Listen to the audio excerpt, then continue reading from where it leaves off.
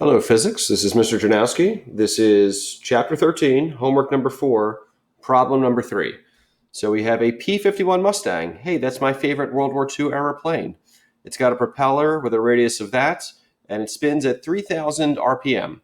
It takes 1.25 seconds for the propeller to reach the speed from rest when the plane is first started. So you start the plane.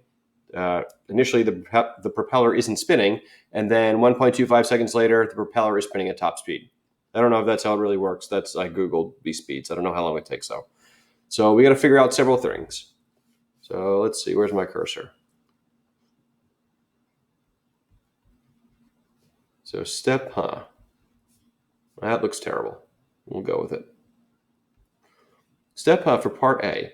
Through what angle does the propeller spin when it is getting up to speed? So what we're looking for is what angle? What angle? So we're looking for theta or delta theta. And so theta is question mark. And we're going to want this in units of radians. That's our favorite unit for angle. So B, how far does the tip of the propeller travel in that time? So what are we looking for? How far? So the tip of the propeller is going around and around in a circle. So what we're really looking for there is the arc length. So we're going to end up using our arc length formula. So S is equal to question mark, and how far? Well, it's going to be in meters. It's a distance. C, how fast is the tip of the propeller traveling at top speed? So what are we looking for? How fast? What does that sound like? That sounds like velocity. In particular, remember the propeller is going around in a circle. So this is the tangential velocity. V tangential is question mark, and the units for that? Meters per second. I don't know why my pen's getting so weird today. All right. And finally, part D. What is the centripetal acceleration of the tip of the propeller at top speed?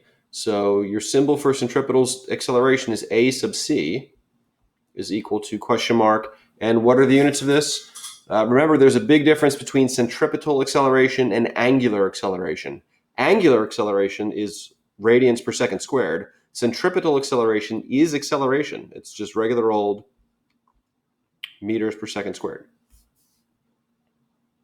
So let's get started on part A. And first things first, let's start with this.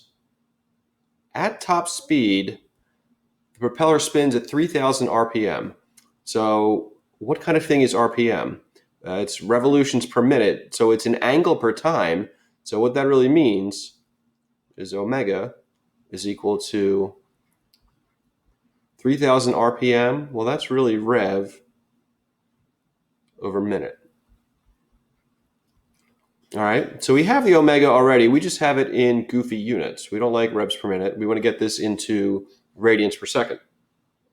So this is a field goal post problem. So first, let's deal with the revs part. We need field goal posts that get us out of revs and into radians. So we have revs on the top, so I must want revs on the bottom and radians on the top. And how do radians and revs compare to each other? 1 rev is 2 pi radians.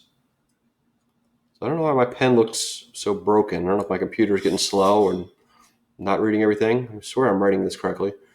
So anyhow, all right, so revs on the top would cancel. This would give us radians per minute, so we're almost there. We want to get out of units of per minute and into per seconds. So I need field goal posts that get me out of minutes on the bottom. So in my field goal post, I now want minutes on the top, and I want to get into seconds on the bottom. So how do minutes and seconds relate? 1 minute over 60 seconds. So the per minutes, that part will cancel. And if you do all this math, you're going to end up with 314.2 radians per second. And this is still omega. So this is just the right units for us. We want it over here like this. So that's why we did this. So now we're doing part A. Through what angle does the propeller spin when it is getting up to speed? Well, this is actually a kinematics problem. So we've got to do it that way. So I'm actually going to skip the step one. Step one is the sketch. This would just be a circle spinning around. So I'm just skipping it. Save a little time. I want a darker green than that. That looks good. So we go on to step two. Step two in a kinematics problem is variable bank. And I'm going to recommend doing it this way. Think back to the beginning of the year. We'd want to know X initial, X final, V initial, V final, A. Let me give myself a little more room here. A and T. Actually, I should go back because I want to be able to see this stuff. Okay, perfect. So yeah, at the beginning of the year, these were our variables when we were doing regular old kinematics, but now we're doing rotational kinematics. So we've got to turn everything into the cousins. So X becomes, what's the cousin of X? The cousin of X is theta. So now we have, I swear I wrote it, come on. Oh, this is getting annoying. There we go. X initial, and I've already written it in my computer. I can hear it humming. It's thinking about what I've done. Okay. Theta initial and theta final. That looks awful. Come on. I really don't have that much open on my computer. I don't know why it's running so poorly right now. So theta initial and theta final. What do the V's become? What is the cousin of V? The cousin of V is omega. Oop, that's not omega final. That's omega initial. This one's omega final. And the cousin of A is alpha, angular acceleration. And the cousin of T is still T. Time is time. So you've got to go in and fill these things out. So theta initial, what angle do we start at? Just call the initial angle 0 radians. Theta final, what angle do we end at? Well, this is actually what we're going to try to figure out. So question mark radians. Omega initial, how fast is the propeller spinning at the beginning of this situation? Well, it's not spinning. We're starting the propeller from rest, so that's going to be 0, and the units will be radians per second. I think it's a good idea when you're doing these problems, by the way, to include the units even at this part, even if you don't think you need them. It's really easy to mess up the units on this, so just take the extra time, do the units. So omega final, what is that? Well, that's why we did this bit up here. So 314.2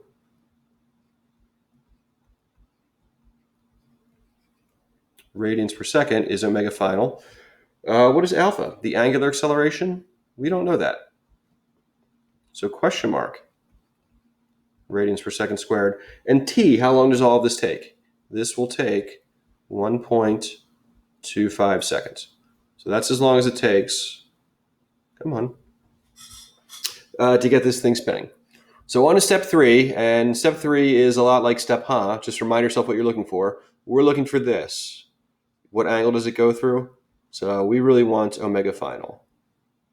That's a 3. Trust me, that's a 3. Come on. There we go. I swear I wrote the whole thing. Okay, so that's a 3. On to step 4. We have to pick an equation. So we have to pick an equation. Nice purple. That includes the thing we want and doesn't have any other question marks. So the thing we want is theta. So if you look at the footer of your page and look at your 4 kinematics equations, it looks like 1, 3, and 4 all have theta. So it could be 1, 3, or 4. And the other condition is we have to avoid any other unknown. And in this problem, we do have another unknown. We don't know alpha, which means we can't use 1 because that has an alpha. We can't use 2 because that has an alpha. But we can't use 3 because that has an alpha. But we can use 4 because 4 has what we want. It has theta, and it's missing the other thing we don't know. So delta theta is equal to 1/2 omega final plus omega initial times t. So yeah, again, when you're doing these problems, copy the equation you're going to use exactly and then go from there. You'll make fewer mistakes if you do it that way. So are there any useful zeros? There are. Omega initial ends up being 0, so we can just get rid of that. And we can rewrite this. I don't know why it's writing so poorly. Delta theta, I do know why it's writing so poorly. It's because I'm on an 8-year-old Mac. And it's really struggling. Okay, so there we go. This equation, which already wasn't that bad, just got a little bit easier because we can cancel omega initial. So now we need to try to pick a new color. There's such a thing as dark magenta. That just looks purple. Now we'll go with this one. All right, and solve for the thing we're looking for. So delta theta is already by itself. So delta theta is equal to, and then you just put in the numbers. 1/2 times 314.2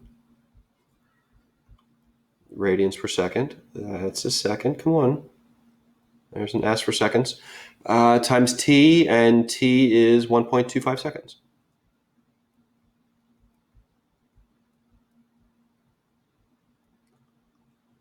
Really getting annoyed at this. Okay. So plug that in your calculator. 1/2 times 314.2 times 1.25. And your calculator will tell you 196. And what are the units? Well, we had radians per second times second, so the second parts cancel, and we have units of radians.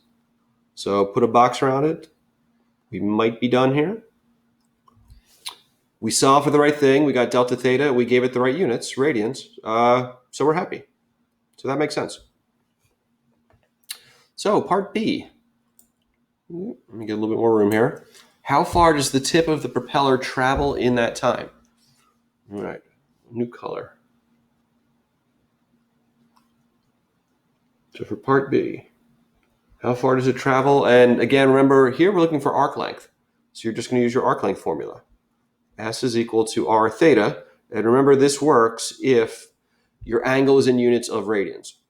So what is the radius of this propeller? The radius is 1.70 meters. That won't do. Come on. 0.70 meters times the angle we go through is 196 radians. So ask your calculator, 1.7. Really reluctant to give me that decimal point there. 1.70 times 196, you get 334. And something kind of weird happens with the units here. So you would think the units would be meters times radians, but this is one of those cases where radians shouldn't be there, so it just disappears. So put a box around it. We solved for the right thing. We gave it the right units, and it makes sense. So 334 meters. For part C, what are we looking for here? We're looking for tangential velocity. Back to blue. So part C, we want to figure out tangential velocity. So V sub t is equal to, well, look at your footer, and you have a formula for this already. V tangential is equal to r omega. So r is 1.70 meters, and omega, how fast is this thing spinning at top speed? That is 314.2 radians per second. So ask calculator, 1.70 times 314.2, and you end up getting 534. And now check out the units. This is another one of those weird cases. So you would think the units would be meters, radians per second. But in fact, we don't want the radians part there, so it just disappears. And you get 534 meters per second. Now, quick bloody cheetah, 534 meters per second. That's over 1,000 miles per hour, which seems pretty crazy, but think about it. It is the tip of the propeller of an airplane, so it does move pretty fast. And in fact, it goes that fast, which is actually greater than the speed of sound, which seems a little unusual, but yeah, it totally works. You can do that. And then the last one, back to green. So the last thing we've got to figure out is what is the centripetal acceleration of the tip at top speed? Well, we could do this a few ways. We have a couple formulas for centripetal acceleration. We could say A sub c is equal to r omega squared. I mean, we do know that one. I'm just always more comfortable using the other one, though. This is the one I always think of first. V tangential squared over r. Sorry, that's an r down there. So I'm going to use that one. Why not? So V tangential, that was our answer for the last part. 534 meters per second. And the whole thing gets squared. I've already written it. Okay, now it's trying to catch up. I guess I'll reboot my computer after this. See if that helps with the performance at all. I've already written the dividing line. There it is. And what's the radius? The radius is 1.70 meters. So in the calculator, 534 squared divided by 1.7. And we'll get, what do we get? 167,827. And the units, meters per second, and that gets squared. So that would give us meters squared per second squared on the top. And then we're dividing by meters on the bottom. So that would really give us this number, meters per second squared, which is the right units. And since all of our numbers only had 3 sig figs, I should really only keep 3 sig figs. So you've got to round this a little bit. So 1, 6, and that one rounds up 8 meters per second squared, which is a big number. Is this thing spinning around very quickly? Remember, the tip of this thing is moving over 1,000 miles per hour. The centripetal acceleration ends up being 168,000 meters per second squared. So big number, but you're going to get big numbers in these things. So right thing, right units. So we're happy. So hopefully you guys found that helpful.